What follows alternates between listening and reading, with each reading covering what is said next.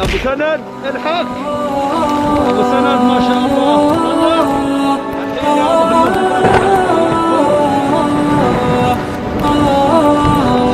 Rasulullah Shallallahu Alaihi Wasallam meneruskan, ada tanda-tanda alam menjelang kedatangan Al-Mahdi yang tidak bisa dikarang-karang, tidak bisa ditutup-tutupi. Tanda-tanda alam ini, yang pertama, Al-Mahdi akan muncul ketika Jazirah Arab dan negeri Arab sudah mulai dituruni salju. Syekh Su'ud Shuraim, saat salju pertama mulai turun di Jazirah Arab, khususnya di Arab Saudi, dia berteriak sambil khutbah Jumat dan dia berkata, "Hadi ayatun min ayatillah." Ini adalah satu tanda di antara tanda-tanda ayat-ayat Allah di akhir zaman, di akhir zaman. Hai manusia, ketahuilah oleh kalian, adakah tanda yang lebih jelas melainkan salju turun di Jazirah Arab?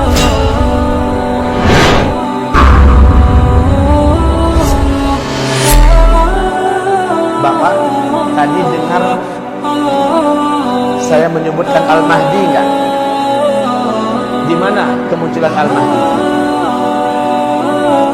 Setelah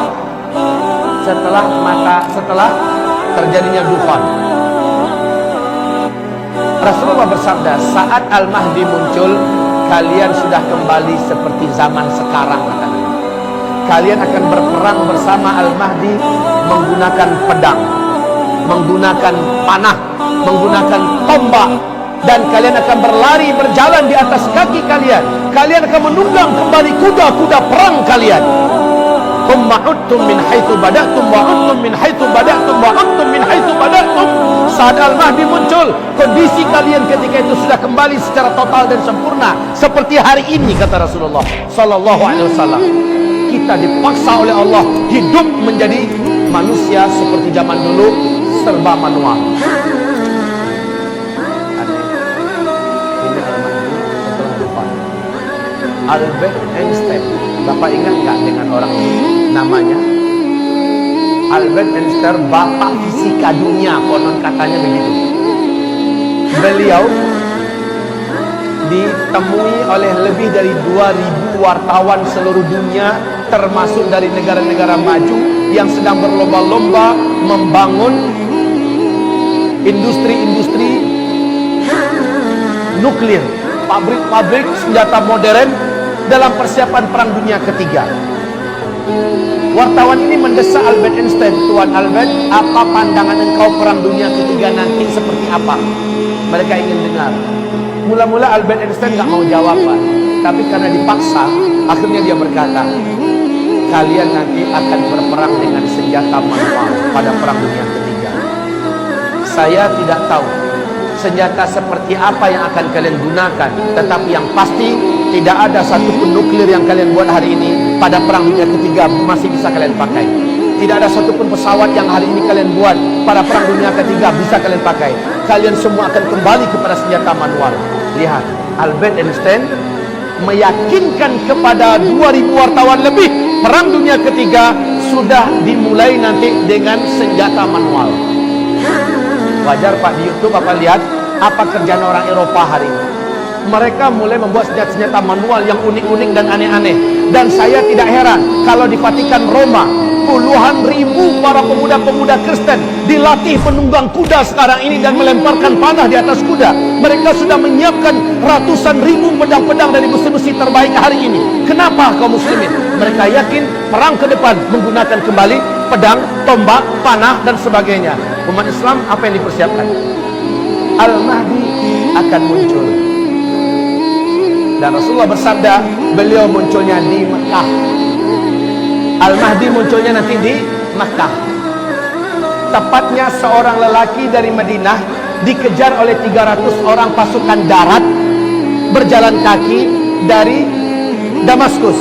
Mereka digelari dengan pasukan Sufyani, sejumlah 300 orang. Dikejar laki-laki yang ada di Madinah ini. Ciri-cirinya melengkapi seluruh ciri-ciri yang ada pada Al-Mahdi. Laki-laki ini tahu bahwa dia dimaksud, dia pun lari.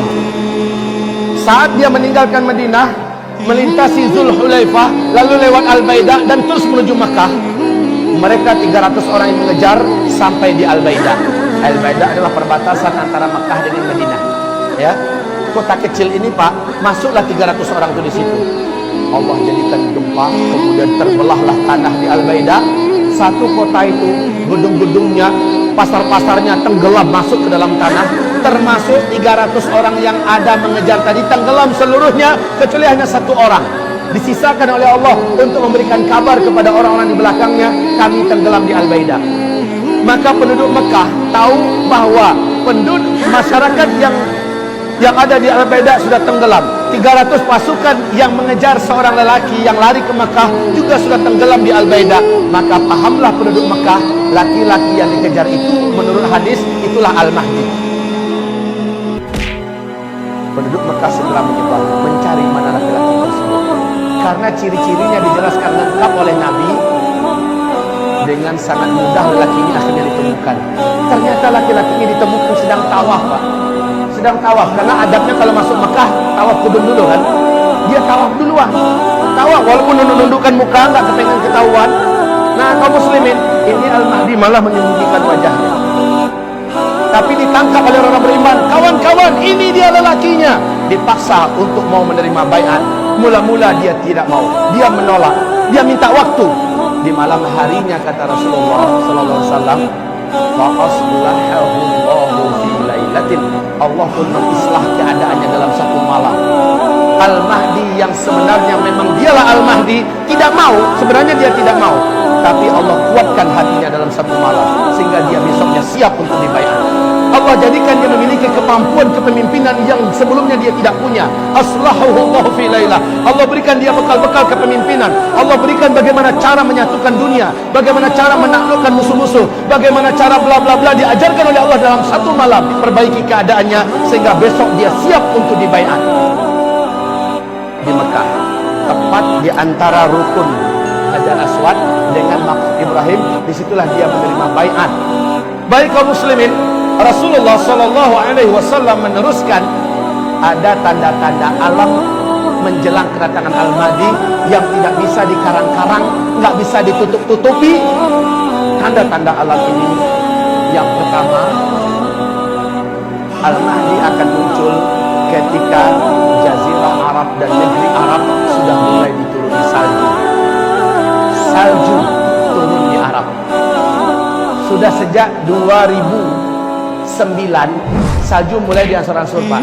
2012 sudah tebal, 2013 makin hebat, 2014 sudah mendekati Mekah, 2015 kemarin sahabat saya di Mekah kirim foto terbaru, video bukan foto lagi, video terbaru. Di Mekah sudah ada lembah yang sudah menggenang air, di pinggirnya sudah ada salju Pak. Syekh Su'ud Shuraim saat salju pertama mulai turun di Jazirah Arab, khususnya di Arab Saudi, dia berteriak sambil khutbah Jumat dan dia berkata, "Hadhihi ayatun min ayatillah." Ini adalah satu tanda di antara tanda-tanda ayat-ayat Allah fi akhir zaman, di akhir zaman. Hai manusia, ketahuilah oleh kalian, adakah tanda yang lebih jelas melainkan salju turun di Jazirah Arab? Kan enggak pernah kan sebelumnya kan, enggak kebayang malah negeri gersang panas tandus kayak Arab gitu bisa turun salju. Tapi sekarang Pak, seorang